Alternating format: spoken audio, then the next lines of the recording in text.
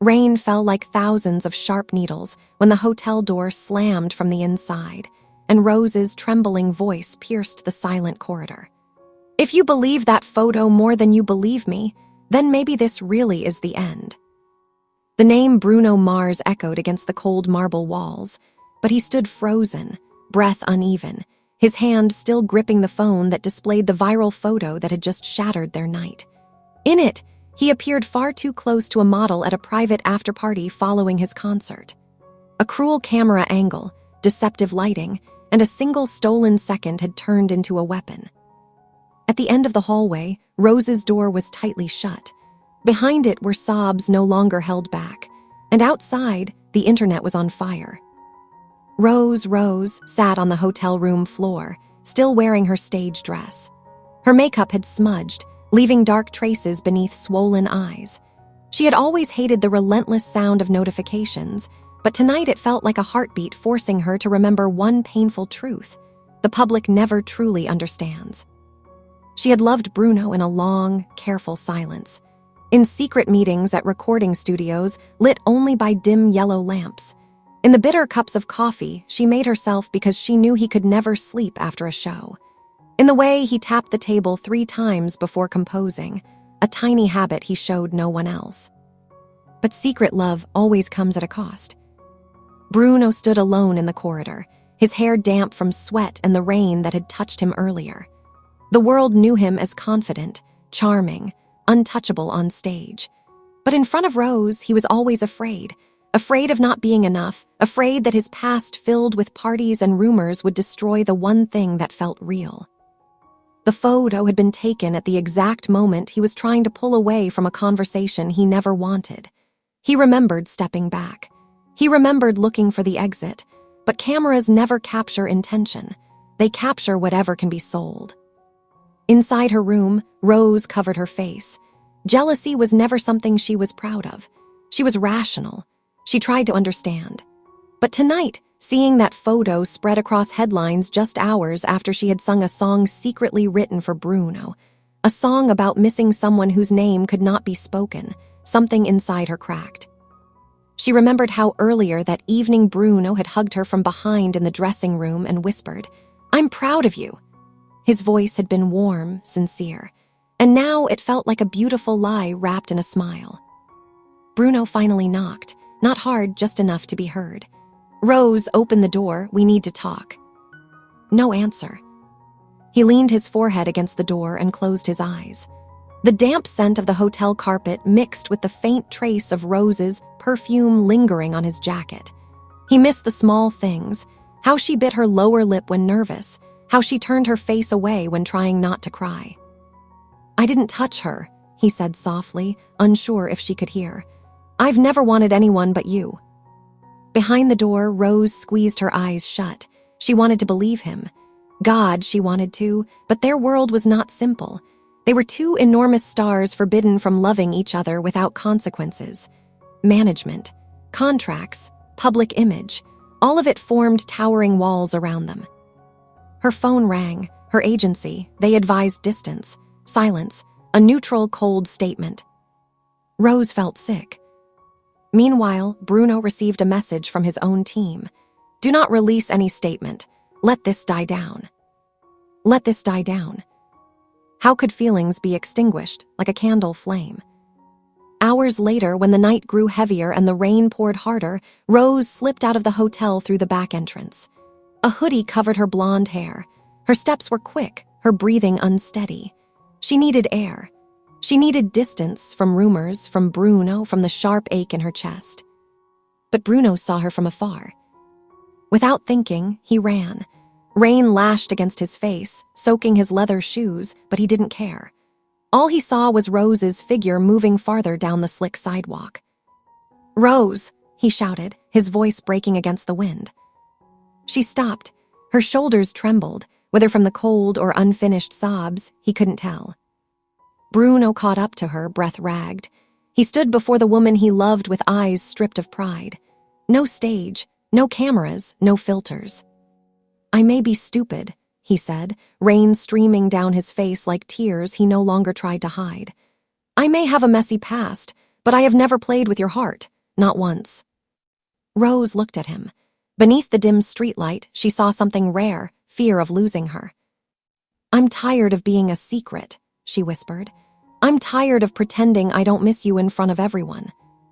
Her words hit harder than any headline ever could. He stepped closer, slowly, giving her space to pull away if she wanted. But she didn't. She stood there, trembling. "I'll stop hiding," Bruno said at last. "If the world wants to know, let them know I love you." The sentence was simple, but in the middle of rain, pressure, and fear, it was an explosion long restrained. Rose closed the distance and wrapped her arms around him. It wasn't a glamorous, cinematic embrace. It was messy, soaked, filled with tears and uneven breaths, but it was honest. Bruno held her tighter, as if afraid the world would steal her again. He pressed his lips to her rain-drenched hair and felt her heart racing against his chest. Lightning split the sky in the distance. The world would still talk. The scandal might not be over. Contracts might tremble. But for the first time, they chose each other without conditions. The next morning did not arrive gently. It exploded. "You went out in the rain? Are you insane?" Bruno's manager's voice roared through the speakerphone, sharp and furious. "There are photos of you hugging her in the street. It's everywhere." Bruno stood by the floor-to-ceiling window of his penthouse suite, jaw tight, watching gray clouds drag themselves across the city skyline. Rose was sitting on the edge of the bed behind him, wrapped in one of his oversized shirts, her damp hair falling over her shoulders. She looked fragile, but her eyes were no longer uncertain. They were blazing. "Good," Bruno replied, voice low and dangerous. "Let them see." "Let them see," his manager snapped. "Do you understand the contracts you signed? The endorsements? The tour? You were supposed to deny everything." Bruno glanced back at Rose. She was watching him carefully, as if measuring whether his bravery would survive daylight. "I'm not denying her," he said, each word deliberate. "Not anymore." There was a stunned silence on the line before it disconnected. Rose exhaled slowly. "You don't have to burn your career for me." Bruno turned toward her, crossing the room in a few strides. "You think this is about burning anything? I almost lost you last night." "You almost lost me because you didn't fight sooner," she shot back, standing now, her voice shaking but fierce. "You've always protected your image before you protected us." The words cut deep because they were true. He ran a hand through his curls, packing. "I was trying to protect you, your group, your reputation. You think your company would celebrate this?" "My company doesn't get to decide who I love," she fired back, tears gathering again, but this time they weren't helpless, they were angry. "Do you know what it feels like to sing about heartbreak while the person you love is trending with another woman?" Bruno stepped closer until only inches separated them. "Do you know what it feels like to watch you smile at interviews and pretend I'm nothing?" Silence fell, heavy and electric. Their breaths tangled in the space between them. The tension was no longer just pain. It was longing, frustration, months of suppressed emotion clawing its way out. Rose pushed his chest lightly. "You think this is easy for me? I've been hiding us for 2 years. 2 years of slipping out back doors. 2 years of deleting photos. 2 years of pretending I don't melt every time you look at me like that." "Like what?" he challenged softly. "Like I'm the only song you've ever wanted to write." That broke something open. He cupped her face, not gently this time, but with urgency. "You are," he said, voice raw. "Every love song I've written in the last 2 years. You, every lyric about missing someone I can't name. You, I was just too much of a coward to say it out loud." A knock at the door shattered the moment. Rose's phone buzzed at the same time. She glanced at the screen and went pale. "My agency." Bruno opened the door to find 2 representatives from his label standing there, faces grim. "We need to talk, now," one of them said. Within minutes, the suite felt like a courtroom. "This relationship," one executive began coldly, "if confirmed publicly, will create conflicts across multiple markets. You both have carefully constructed images." Rose laughed bitterly. "Constructed?" "You signed agreements," the woman continued, eyes fixed on Bruno. Public dating disclosures require approval. Bruno's jaw tightened. Approval to feel something. This isn't about feelings, the executive snapped. It's business. Rose stood abruptly. Then maybe business is the problem. The room went still. You're under contract. Her own manager's voice crackled through the speaker as she answered the call on speaker. If this continues, there will be consequences. What kind of consequences? Bruno demanded. A temporary suspension, removal from upcoming promotions, possible legal action. Rose closed her eyes. The weight of it pressed against her chest. She had worked her entire life for her career, every trainee year, every sacrifice, every lonely birthday. Bruno saw the doubt flicker across her face, and fear rushed back into him. Rose, he said softly, turning to her, look at me. She did.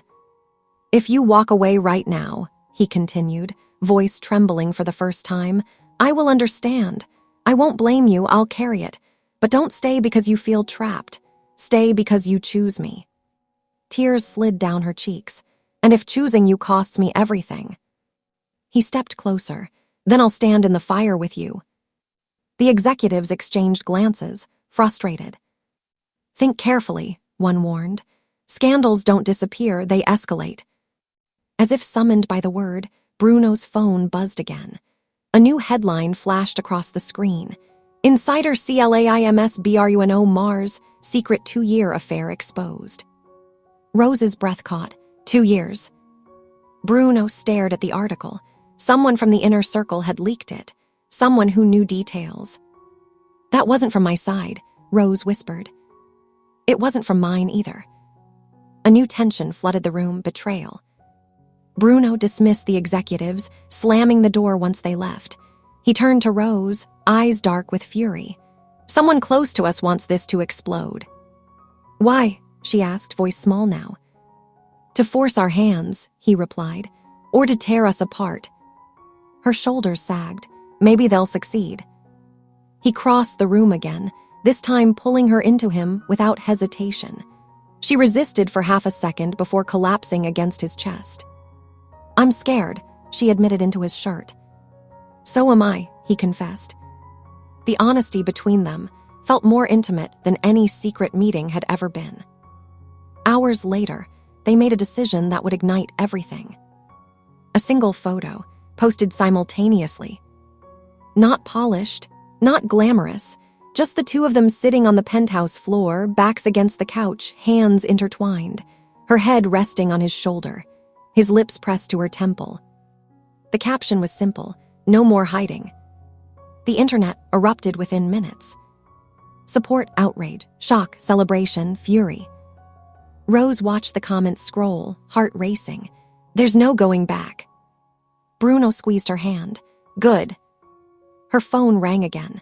This time it wasn't management. It was her father. She froze. Answer it, Bruno whispered. She stepped onto the balcony, the city wind brushing her face as she lifted the phone to her ear. The conversation was hushed, emotional, filled with long pauses. Bruno could only see her silhouette against the fading sunset. When she came back inside, her eyes were red, but she was smiling. He said, she whispered, voice trembling, that if I'm going to fall in love, I should fall bravely. Bruno let out a shaky laugh that turned into something close to a sob. He pulled her into him again, this time slower, deeper. Outside, headlines multiplied. Contracts trembled. Fans debated. Inside that penthouse, 2 hearts beat against chaos. But just as calm began to settle, Bruno's phone vibrated with a message from an unknown number. I have the original video. Meet me before it goes public. His blood ran cold. Rose saw his expression change. What is it? He looked at her, the storm returning to his eyes. The photo wasn't the worst thing, he said quietly. There's a video. Bruno read the message again, slower this time, as if the words might rearrange themselves into something less threatening. I have the original video. Meet me before it goes public. Rose felt the air leave her lungs. A video of what? "The night of the party," he said quietly. "If there's footage, it can either clear everything or destroy us completely." Her mind raced through every possible angle. Cameras, private rooms, shadows. She remembered how suffocating that industry party had been, how Bruno had texted her that he wanted to leave early. She remembered waiting in her own hotel room, restless, jealous of an event she wasn't even attending. "Who sent it?" she asked. "Unknown number." Her jaw tightened. This isn't random. Someone is trying to control the narrative. Bruno grabbed his jacket. "Then we take control back." "You're not going alone," she shot back immediately. He hesitated. It could be dangerous. She stepped closer, eyes blazing. "You think I survived this industry by staying fragile? If someone is threatening us, they're threatening me too." Their phones buzzed nonstop with notifications from the posts they had uploaded. "No More Hiding" was now trending worldwide. Fans were divided. Some were celebrating. Others were furious, accusing betrayal, broken fantasies, destroyed illusions. Bruno's security team insisted on escorting him, but he refused to create a spectacle. The meeting location arrived in a follow-up message, an underground parking structure beneath an abandoned shopping complex on the edge of the city. Midnight. Rose stared at the screen. "That's not dramatic at all," she muttered, though her hands were trembling. Midnight came too quickly. The parking structure smelled of damp concrete and oil. Fluorescent lights flickered overhead, buzzing like nervous thoughts. Bruno's footsteps echoed as he walked beside Rose, their fingers intertwined so tightly it almost hurt. A figure stood near a black sedan, face half hidden beneath a cap. "You're brave," the stranger said, voice distorted slightly as if masking tone. "Or reckless." "What do you want?" Bruno demanded. The stranger held up a tablet. "Proof, context, something your public would kill to see." Rose stepped forward before Bruno could stop her. "Play it." The screen lit up. The footage was grainy but clear enough. It showed Bruno at the party, the same model from the viral photo leaning close, laughing too loudly. But then the angle shifted. The video continued past the frozen moment captured in the still image. It showed Bruno stepping back, visibly uncomfortable. It showed him shaking his head. It showed him walking away. And then it showed something else. Another man approaching the model after Bruno left. A whisper exchanged. A deliberate glance toward a photographer stationed across the room. Rose's breath hitched. It was staged. Bruno's eyes darkened. "They set me up." The stranger paused the video. "The full clip proves you didn't touch her, but it also shows who orchestrated it." "Who?" Bruno growled. The stranger tilted the screen. The face visible in the corner of the frame was unmistakable. One of Bruno's own promotional consultants. A man who had pushed repeatedly for a mysterious bachelor image to boost media intrigue. Rose felt nausea rise in her throat. "He did this for publicity." "Publicity sells," the stranger replied calmly. "Scandal sells even better." Bruno clenched his fists. Rage pulsed through him, not just for himself, but for Rose, for the tears she had shed, for the doubt that had nearly torn them apart. "How much?" Bruno asked coldly. The stranger named a number high enough to sting, but not impossible.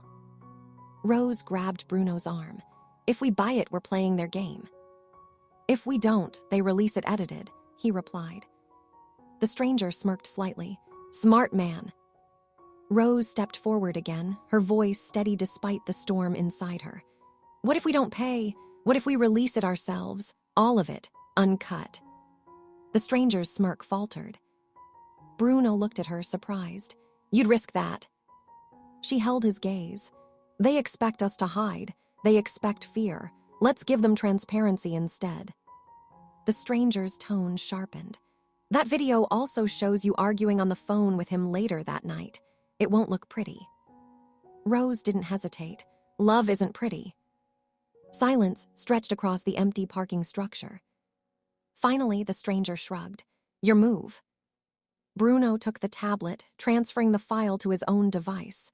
"You don't get paid," he said evenly. "You get irrelevant."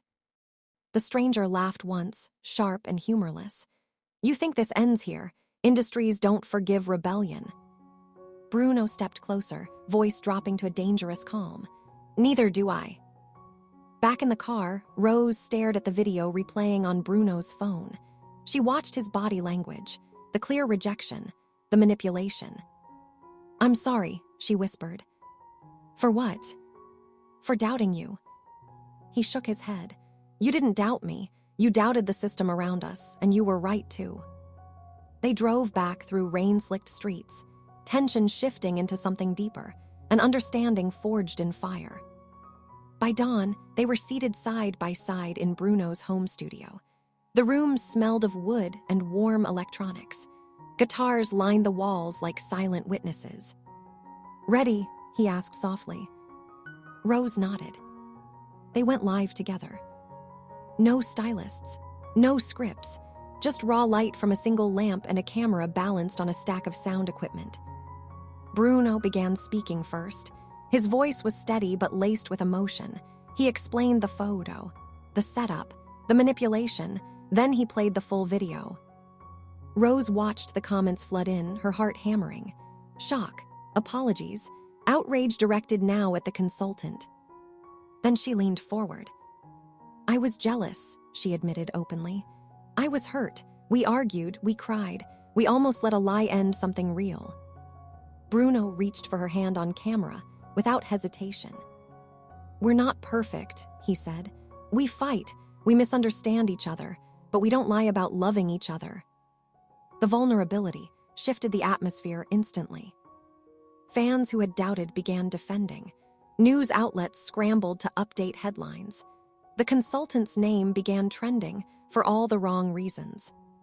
When the live ended, the room fell quiet. Rose exhaled shakily.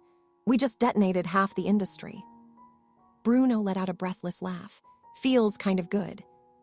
But his phone buzzed again. A formal notice from his label. An emergency board meeting. Potential suspension pending investigation into breach of promotional agreements. Rose's own screen lit up seconds later with a similar message. She looked at him slowly. They're going to make us pay for this. He stepped closer, brushing a strand of hair from her face. Then we pay together.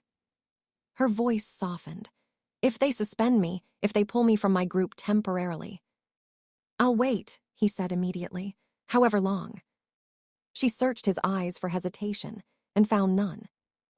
Outside the studio windows, the rain finally stopped. Pale sunlight began creeping over the city, uncertain but persistent. For the first time since the scandal erupted, Rose felt something steadier than fear. Resolve. She leaned into him, resting her forehead against his. Whatever happens next, she whispered, we face it head on. Bruno closed his eyes, holding her close as if anchoring himself. In the quiet aftermath of chaos, with reputations trembling and corporations furious, their love no longer felt like a secret under threat. It felt like a rebellion.